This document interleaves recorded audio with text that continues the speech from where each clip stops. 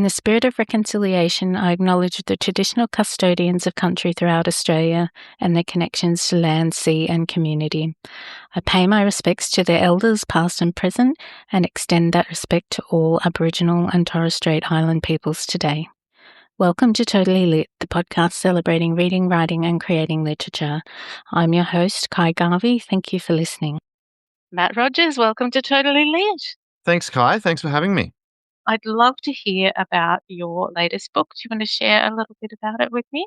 Yeah, I'll give you the quick rundown. So this is my second traditionally published book. It's called The Damned, and it's the sequel to my traditional publishing debut, The Forsaken, which came out last year. This series has kind of been my first foray into traditional publishing. I was self-published for 8 or 9 years before that. The best way I can pitch it is kind of like it's like a Jack Reacher thriller with a little bit more philosophical undertones. So I don't know if people listening have seen like the first season of True Detective with Matthew McConaughey, where he plays this he plays this kind of nihilistic philosophical character, and that always stuck with me. So I always had this story idea for kind of like this action-packed thriller that also has these kind of deeper themes to it. So yeah, that's kind of the rundown of what this series is. And yeah, it's been really interesting to go from self-publishing to traditional publishing and all the experiences that have come along with that. I love the titles. Were those the original titles for the books, or was that something that you had to chat with your publisher about? So the first book, so The Forsaken was the first book in this series that came out last year. I'd originally called it Paladins because the premise of the series is that the main character Logan, he was an assassin for his entire career. He was like a contract killer basically, and then so he believed that he was this kind of vigilante who was cleaning up after America, like cleaning up after his country and sort of handling the things that their government ignores or doesn't want to handle. And then at the very end of his career, he finds out that he was just being manipulated the entire time by the CIA. And so the book opens and he's this kind of broken individual where it was like nothing that he did and nothing that he trained for was for the purpose that he thought it was about. And then he meets this young woman named Alice who's living on the streets of New York, who's a drug addict, and they come together, and it's almost like it's not a romance, it's just like two broken people who know what's best for each other, but they don't know what's best for themselves. I know so many people. Yeah, and I think because well, I mean that's kind of all of us, isn't it? It's like you can give your friend advice, but it's hard to give yourself advice.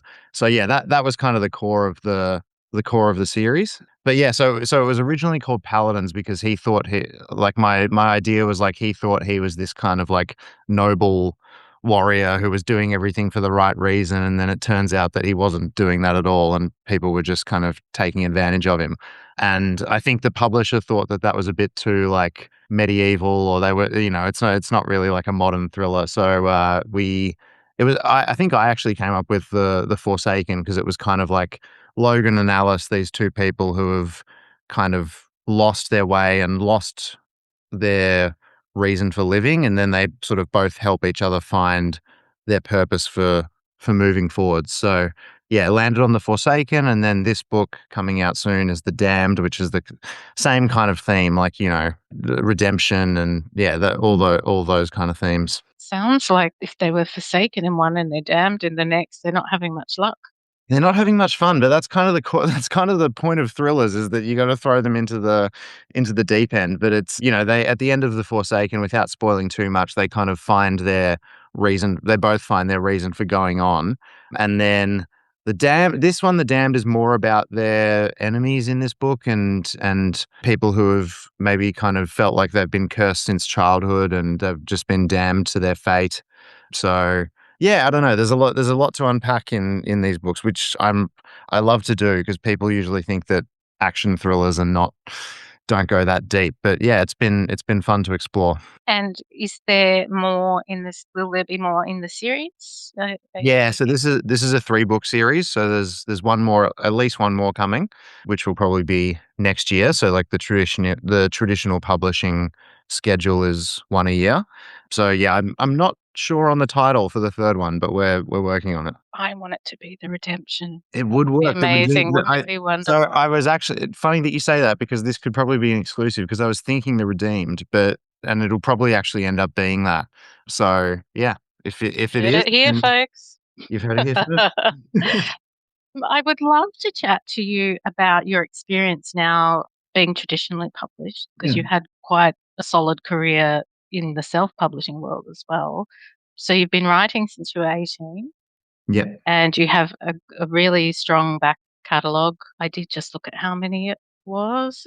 So it's a 35? fair few, yeah. So I've been it's That's a a lot of books. yeah, it's a bit of a wild story. So I've been writing fiction since I was 6 years old. So I don't really know what started it in the first place. I guess it just kind of like came naturally to me, but it's always been my passion and, it's like the thing I've been obsessed with. So, yeah, I wrote from age 6 onwards and then all through high school I was writing and then yeah, it turned out that I had heard about self-publishing when I was kind of just graduating high school and then I started studying law and realized it probably wasn't for me. Like, I don't know, I probably would have gone back to it if the publishing stuff didn't work out, but decided to take a gap year, I think after my first semester of law, and basically just said, "All right, I'll give myself this year and I'll self-publish and I'll write thrillers and see what I can do with it." And then suddenly it kind of just became my career. So,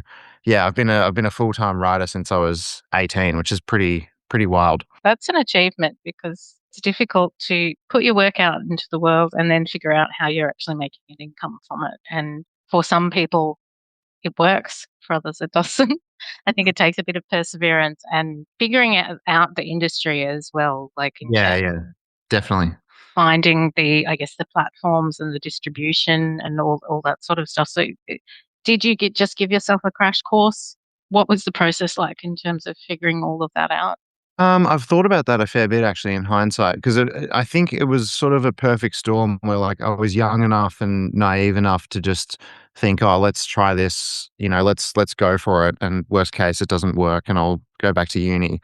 So I was pretty like I've always been pretty balanced between, I love creative writing, and then I think I also love the kind of publishing entrepreneur side of it. I'd learned about self-publishing in school because actually, I'll tell that story. So the first novel I ever wrote was a young adult novel when I was about 15 or 16, and I tried to get that traditionally published, like as in I just sent it out to all the agents I could find online. And obviously I was 16, so I probably wasn't a very good writer. So I didn't hear back. And that's what actually turned me to self-publishing in the first place because it just kind of pointed me in the direction of like, oh, what other options are there? And I think right at that time, so I'm 28 now, so this was 10 years ago. So self-publishing was just kind of beginning to boom in the sense of like there were more and more very successful self-published books, and it was a bit more of like a viable option, as in, people were taking it a bit more seriously. So grew up with a laptop. I'm young enough to have, grown up with social media and stuff. So I was just researching everything to do with self-publishing because there was a lot of very successful self-publishing authors who would just put everything that they were doing out online on message boards and they'd say, "Hey, this worked and this didn't." And so, yeah, I just learned as much as possible from that and just thought, yeah, look, I've got a book here where I've been obsessed with thrillers for so long and I really want to see if anyone's interested in this. So I guess I just kind of used all the tricks that I had learned in terms of like, if you're self-publishing, it's good to put the first book out quite cheap just to see if anyone is interested in your writing, basically. So, like putting it up for 99 cents on Yeah, Amazon. so my first book I did put up on the Kindle for 99 cents. And so you're not making much money obviously from that, but it was more just a sense of like, let's just see if anyone wants to read what I'm writing. And then yeah, found out that people did and were interested. So I wrote the sequel and put that out, and that I put that out for I think 3.99. But if you're self-publishing, you get 70% of everything that it sells for. So, that's 270, I think, a copy. And then yeah, suddenly it was like I was making enough of an income to support myself. And yeah, then suddenly it was my job. So it was a bit of a whirlwind, but I'm glad I kind of explored it that early on. And when you think about it, like the that's actually a lot of books that people are buying if it's enough to support your lifestyle, if you know what I Yeah, mean. yeah, yeah. Not that I'm saying you're a millionaire or but to earn enough to be the equivalent of a daytime job, Yeah. you've got to be people have got to be selecting your book and buying. Yeah, and I think and that was a bit of a shock because it was like, "Oh, this is happening." Like, I think the first it was a slow build, and then it kind of took off because I think so I was self-publishing on Amazon, and I think they reward authors who if the person downloads it on the Kindle and reads enough of it, they can tell that someone's actually interested in the book rather than just reading, the first 10 pages and then going on to someone else's. So, I think that might have been a reason why it because They I like didn't then push it out in front of people a bit I more think if you're so, getting because I because traction. I did all the I did a little bit of advertising, like, I'd heard about these promotions that you could do where, if you've got your book for 99 cents, you can get a spot on, like, a discount newsletter, and they send it out to everyone on email and say, "Hey, these books are on special today." So, I did a few of those, but it's like that never guarantees that people will actually be interested in it. So I think the first month I sold like 300 copies of the first one, and then the second month was like 3,000, and then the month after that, where I put the sequel out, it was kind of like yeah, it was I think it was like That's 10,000 that's copies. amazing. Yeah, I think between the first and the second one, it sold 10,000 ebooks in, like, the 3rd month, so that it was mind-blowing at the time. I couldn't really I figure am out what having was a little going on. giggle because I am a picture book author, and so my print run was 3,500 books, and there's still, I think we've got 500 left. So the income that I've received from my beautiful book is very minimal. So Yeah. hearing those numbers, it's amazing. Yeah, and Um, I think I mean but I mean, Prince, like, a whole different world almost, I think, because it was, like, what I all the copies I just said, that was, like, entirely on the Kindle. So, it was, like, this digital world that I didn't realize was so widespread, I guess. And, yeah, like, now that I've gone into traditional publishing, I've realized how hard it is to actually get people into bookstores and to get them buying your book, and, it's been great. Like, it's been a amazing journey, but it is like a totally different thing. you've got your 35 books out in the world and you've been self-publishing them. What shifted that you wanted to pursue a traditional publication? So I yeah, so 35 books sounds insane, doesn't it? That's so that I was It's a lot of doing words. yeah, so I was doing because basically when it started doing well and I realized it was kind of my job, I really tried to kind of treat it like a job, like I didn't wanna take it for granted. So, I'd get up every day and I'd have my certain amount of words to do, and I worked pretty hard every day to get those words done. So yeah, I was publishing a book probably every 3 or 4 months. So I did that for 8 years, I think. So that's how you get to the Mm. kind of 35 novels number. Like 99% of that was on the Kindle. So it's it was a strange world where like so self-publishing, I've sold over 1,000,000 copies just on Kindle across everything, which was amazing. It was like that was my dream to be a professional writer. But at the same time, I'd never actually seen a book of mine in a bookstore, and I'd never had an author event. I'd never had like a launch event or anything like that.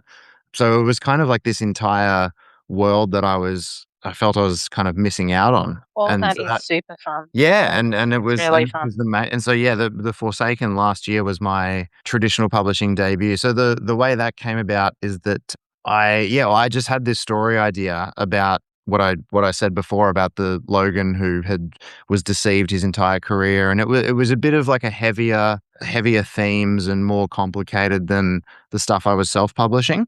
So I wrote the first little bit of it, and then I kind of sat on it for a while and thought, "Oh, no, I don't really wanna self-publish this. I'd rather just kind of wait and see if" like, I really wanted that book to be the first one, if possible, that was in bookstores, if that makes sense. Yeah. And so, yeah, I sent it to an Australian agent, and he really liked it, and then he sort of shopped it around, Daniel Pilkington, and then, yeah, found Simon& Schuster, and, yeah, everything kind of went from there.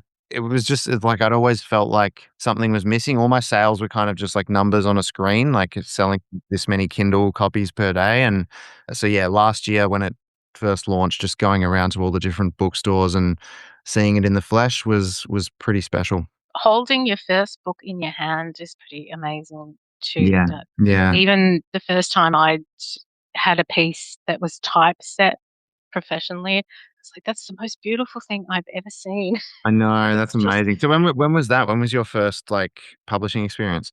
2017. I had entered the Hunter Writers Centre has a grief competition where you submit 500 words and it's exploring grief and death.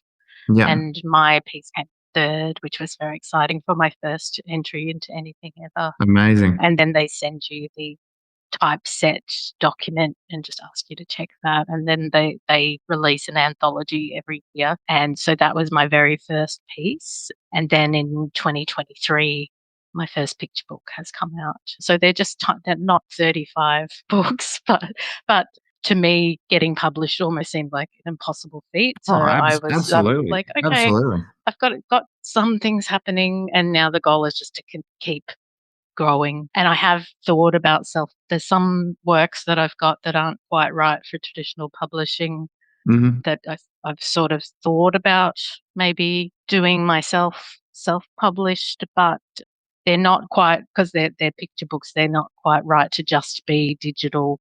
They still need a hard copy, so there is that cost involved with getting those produced.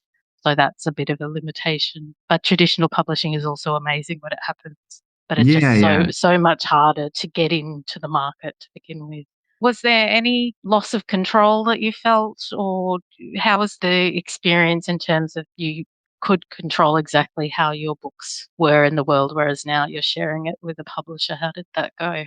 Yeah, so I was kind of braced for the loss of control thing because 'cause I'd heard that that was kind of the main thing, and I think I'd spent so long doing almost everything myself. Like, I'd get my books copy edited, but that was all I'd basically do, and then I'd pay a cover designer, and I'd do the blurb myself, and I'd just put it out there. So, I was doing, 99% of everything, and surprisingly, I don't know if this is, like, just I don't know if this is, like, a unique experience, but it was really smooth with a traditional publisher. Like, I'm not sure if that's because I've done so many books that I've kind of figured out what is unnecessary I don't think there probably wasn't that much to cut or to change the plot. I think I'd had the Forsaken quite tight where, there wasn't that much that needed to be reworked. But it was obviously a much more extensive process as, it's like a much longer timeline compared to like I would finish a self-published book and it would take 2 weeks to copy edit, and then I'd put it out like immediately. Like, so there was just no delay because it was basically just all digital. Like, so there were paperbacks available, but it's just Amazon's print on demand thing, so they're not very good quality, and that doesn't require you don't need a print run or anything. It's just when someone orders one, their machine spits it out. So it was that's how I was able to publish so much because there wasn't really any waiting process to get it into stores or anything like that. So yeah, much longer timeline in that regard, but collaborative wise, it was really good. I was almost like excited for that by that point because I had never really worked with I'd never really collaborated with anyone on a book. So the editing It's a was lonely world being a writer. You're all by yeah, I yourself. know. It is. You're kind of in your own head all the time, but yeah, I guess I don't mind that. Maybe there's something wrong with me, but I've always enjoyed it. But yeah, no, so the editing was good, and then, there is obviously a lot longer wait time with everything, but it's all for a reason. Like, it was, last year I went over to Perth and Adelaide during launch month. I'm from Melbourne, and just to see it in bookstores all over Perth, all over Adelaide, it was kind of surreal. Like, the fact that they'd shipped it there and that it was just this whole thing that I hadn't even experienced before. So I liked it. I really liked it. It is fun going to visit your book somewhere. Like if you go Yeah. into a bookshop and like, there it is, or going Yeah. to the library, oh, there it is. That's Yeah, exciting. I had this weird thing where I was like, "Oh, it's strange that, like, I if even if I leave, like, the book is still there." It's not it feels weird that, like, it's just something that they're selling over there, and I don't actually have anything to do with it. It was a surreal moment. I've found I'm dreading the day that I will see it on sale somewhere. It's Uh, like, "Oh, no, it's gonna happen because it can't be, like, the bestseller."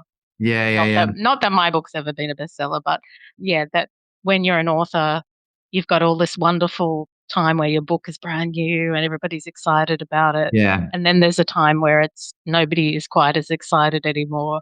I'm like, I think that's the hard time when you see it in Yeah. big W on sale. Yeah, yeah, yeah, yeah. I have thought about that. I'm sure mine's already on sale everywhere. I haven't really checked, but yeah, I think because it was QBD Book of the Month or something. So I'm sure there's extra copies sort of in the sort of QBD sale bin or something. But I'm self-publishing now in between my traditional publishing releases. Like Simon and Schuster's let me do that, and it's weird. It's almost been better for everything. Like me continuing to self-publish has kind of kept my name out there digitally, and then my traditional publishing stuff is kind of recommended in the, like That's customers. amazing. So they can Yeah, like kind of piggyback off each other. yeah, so it all kind of works well because it's obviously a smaller percentage that you get with traditional publishing, but then obviously they do all these things for you that I would never be able to do for myself. So yeah, I just kind of pitched it to them that like, hey, if I've got plenty of time and more story ideas, so if you let me keep going with my self-published stuff, I think it'll benefit everyone. And yeah, it seems to I think, yeah, I'm never gonna run out of ideas, so I'm just kind of this I can't really stop writing, so I don't know if that's a condition or something, but it's I good. wish I had that condition. When you're talking about that Simon and Schuster are allowing you to self-publish in Yeah. between, was that something you had to get put into your contract, or was that just something you Yeah, so verbally the asked for?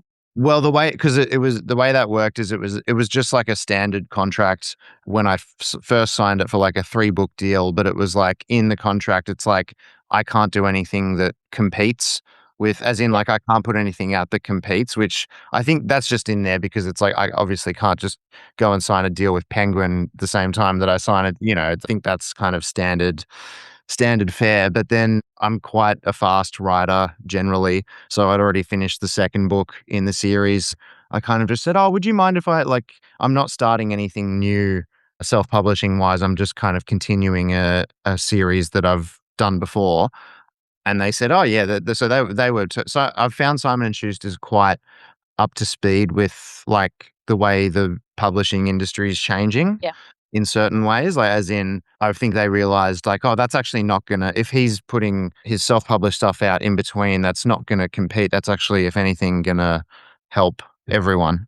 Just because, yeah, I'd sort of built this brand, I guess, of like, I release quite consistently and yeah, I don't really know what comparison I can make. It's almost like Marvel Comics or something. Like, I've always got a next installment coming out, and I've always loved writing that way. Like, I'm almost, like, suited to commercial writing like that. I'm not really sure why, but, yeah, I've always wanted to just, like, keep writing and releasing. So, yeah, I think it's been good for everyone. So where are you getting plot ideas for all of the books? So this is the question I get asked probably the most, and I never have an answer for it because I literally just can't stop coming up with ideas, and I'm not sure what I really don't have an answer for, like, where that stems from, but, I grew up reading voraciously. I love I've watched a million movies, a million TV shows. I think everything is just kind of, I don't know, swirled together up there, and so I almost have too many ideas. Like, as soon as I finish something, I just wanna go on and write the next thing. So, yeah, I wish I had a better answer for that one. Are you much fun to hang out with, or are you constantly thinking of plots? I think I'm pretty good at switching it off. I don't know, you have to get my friends on here to to to confirm or deny, but, yeah, I don't know, I because it became I think maybe because it became my job at such a young age. Like, when I was a kid, I was just like just like insular in my own world, just constantly, I'd read 200 pages a day or something. I was just kind of obsessed with reading and writing. I'm making myself sound like a recluse there, but like I had friends obviously, but then yeah, I don't know, when it became a job, it was like I sort of let myself be obsessed with it, and then I try to switch it off and, be a normal person and interact with the world. And yeah, I don't know. It's always a hard balance, but I think I'm doing okay. It can be tricky to just in terms of the you're constantly having to be thinking about the world you're creating and then Yes. finding that balance between, oh, there's actually a real world out there that requires me to interact with that as well. Yeah, and it's kinda Oh, crucial to be in that world so that you actually know how to, write write realistically. It's like I think that mm. you can get isolated from the real world, and then you forget how characters interact and things like that. So, yeah, I Well, think I I've think heard, like, writers are great observers, like, we just go out in the world and just watch and then come back and write about stuff. think the challenge too, and you might not be finding this just yet, but as you get older, it is natural to be not as in touch with like youth culture. And then Yeah. trying to re-engage and especially now because, like, I grew up in the '80s, and that was I think that's the best time to have grown up, and the I think so '90s too. music I was think the I think best. I think I missed Um, out. Now trying to re-engage because the world is so different with social media and, Yeah. like, all the information that's just coming at kids all the time. They're not just out there with their yo-yos and their marbles and their so for me trying to write for those age groups, it's like, "Oh, actually, I really have to switch it up and Yeah. connect with what the Yeah, and I kids think are." there's like a unique modern problem where it's like, so I think so I'm 28, so I just caught like the very start of it, like when we all got like iPads for school in year 9. There wasn't actually that much technology before that, so I feel like our brains had developed enough maybe to be able to kind of separate like, all right, this is technology and this is the real world. But yeah, I've seen, especially, yeah, the generations younger than me, it's like from the earliest age, they're bombarded with more information than you could possibly imagine, like a young kid having to deal with. And so it's like, I feel like the human brain hasn't evolved to absorb like everything that's going on in the world all the time. I see kids today, like they're just, yeah, they're sort of assaulted by like every single bad thing that's happening globally. And I don't know if we're really wired for that until we come of age and have had real world experiences and are mature enough to, be able to process that. I'm not sure. Well, even being able to fact check the information that you're being exposed to because Yeah. some of it appears to be so real, and especially if the image is of someone that is known and trusted, but it's AI actually Yeah. delivering that message. It's like your brain is going, "Oh, that person is a politician or someone in the community that is trusted. The information they're saying is actually not something they would usually say. Yeah. How can anyone judge what is real?" I was at a conference that Stephen Fry was presenting at, and he showed a clip of a documentary, and it looks like it is him speaking on that documentary. He said, "That Mm. is all AI. They didn't ask me to be part of that. That is not me at all, but it looks exactly like me, sounds exactly like me, but I was not involved or paid for that." Yeah. And then you're sort of going, "Okay, how many of the things we're seeing are actually not true at all?" I know, and and then they can make him say anything. And what I've seen is it's almost like the generation older than you, or a couple of generations older than you, is like those are the most susceptible people to like not being able to tell exactly what's real and what's not, Mm. because they haven't grown up with tech, like they haven't really been exposed to technology until they're like 50s or 60s, and then yeah, because I've seen a few things where something that's very, very clearly AI, and it just all the comments are like horrified by what the person's saying, and it's usually sort of much older people. It's gonna affect all generations, and we've kind of gotta, I don't know, catch up quickly to how to deal with it.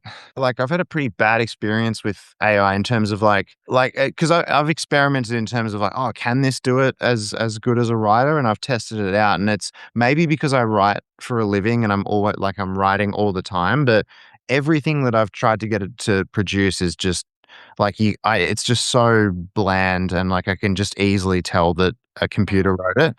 So I don't want to jinx it. I don't know if that'll change in future and we won't even be able to tell. But I do think there's this kind of like very important human element to writing that AI just can't. I haven't seen it be able to replicate it. Like, because it's AI is almost like it summarizes everything that exists, so it will always give you like the most kind of boring, bland version of what you want it to write. Because I haven't yet seen it do like, my favorite writers of all time, they're these like really quirky crime writers, and they're different because they are like they write quite weird. And yeah, I think that human element will always be able to set it apart from AI. But I don't know. Maybe I'm too hopeful. Is your inbox getting inundated like it seems like every other writer on the planet Oh is yeah. getting? Oh yeah, yeah. It's about like because I most of it gets sent to spam just because I think Gmail is pretty good at detecting it. But every now and then I check my spam folder, and it's probably 20 emails a day of like, It's crazy. Matt, I've read your recent book, The Price, and it spoke to me in this way and this way and this way, and every email is like exactly the same. Yes. Yeah. If it's overly flowery, and I'm like, no one would write to me like that. I And I know. can assure all my listeners, if they ever receive an email from me, it will be the shortest, most succinct email you will ever get. It's not going Yeah. to be me saying how much I loved your book and how much my listeners would love to hear more about it. Like, it's going to be direct. So you will Yeah. know it's from me. Absolutely. Absolutely. I did get one from Sarah J. Mass recently, and I was like, come on, at least pick realistic people that may write Yeah. to us, not just picking the most famous author they can think of or the biggest bestseller, because they're never going to know the general writers. Like, they're not going to reach out in that way. But I think there's no real thought put into these scamming emails other than they're just trying to hook one person. Yeah, and it's clear like, it's clearly just an AI writing it, and then they just kind of auto send it out to, like, 200 people that they've found in a email list or something. So, yeah, it's like I feel like it's pretty easy to tell because 'cause they're all exactly the same. Like you said, it's, like, flowery, and it's like, "It didn't just speak to me about this, it spoke to me about this as well," and it's like every single email is worded exactly like that. I don't know, it's definitely increased the spam emails for sure. And I'd love actually to come across someone who's interacted with those emails because I'm like, what's the goal? Like, obviously, it's to get money out of you at some point. Yeah. So, what is the actual scam? Because I'm like, I don't have any money. Yeah, yeah. I'd Stop assume it's sending like me emails. if anyone falls for it, it'd be like, $99 for a uh, Mm, consulting service or call, and then they just never show up or something. I don't know. I think I've been wise enough so far to avoid any scams, but yeah, I'm waiting for the day that I get got. yes. Yeah, it's pretty scummy. With your work, are you doing all the editing and things yourself, or are you utilizing any services to support you with that sort of So stuff? with my self-published stuff, so I always have gotten it copy edited, which is just, black and white, just grammar issues basically. But yeah, I've never used a story editor for self-publishing, and my logic was always like, well, if I get four different story editors and they have four different like subjective opinions on the story, then who do I listen to? So I think with self-publishing, it was a bit more like it felt more like it was, my responsibility to with the story. But traditional publishing obviously has a story editor, has a line editor, has all that stuff. So that was actually amazing to collaborate on because I thought I would be a bit more stubborn with like, "Oh, no, I don't wanna change this, I don't wanna change this," but then I got all of their suggestions and I was like, "Oh, actually, yeah, I agree with all of that." So, yeah, it was a really cool experience to do that with Simon and Schuster. Yeah. It's amazing that because you feel like you're doing everything on your own, and then suddenly you move into the traditional publishing world, you've got a contract, and there's a team to help you with it all. Yeah, I know, I know. It was a bit surreal because especially it had been so many years that I've been doing it on my own. So, but then at the same time, I still kind of like the solo nature of self-publishing. So I don't know, maybe I'm wired for that, but I don't have a problem with with either way. Do you do the covers yourself? No, so I've had the same cover designer for myself because I don't have a graphic design bone in my body. So yeah, ever since the start, it was a family friend. This was like 10 years ago now. Family friend of mine who had some Photoshop experience, and he heard that I was writing my first self-published book, and he said, "Oh, I could try and do a cover for you." And I said, "Oh yeah, that sounds good." And he'd never done a book cover before, but he came up with a really good one, and so I've used him ever since, and now he's gone on to be, like, a really successful cover designer for, like, a bunch of thriller series. I Oh, think amazing. because yeah, basically people saw my covers on Amazon and then emailed him and said, "Oh, I'm thinking of writing a thriller series," and so, yeah, he's made a whole career out of it now. So, yeah, I've always used him for, yeah, 36, however many it is now, self-published books, and then, Simon& and Schuster they handle the cover themselves, so, yeah, that's how it's gone. So I've got a few questions just so we can get to know you a little bit better. Young you, what do you think Matt would think of you as an author now? Not Um, surprised? it might sound it might sound a bit egotistical, but I think he'd be pretty stoked, to be honest, because I think I started writing when I was 6, so, yeah, it's always been something I've been obsessed with, and, yeah, I think he'd just be pretty excited by the whole thing.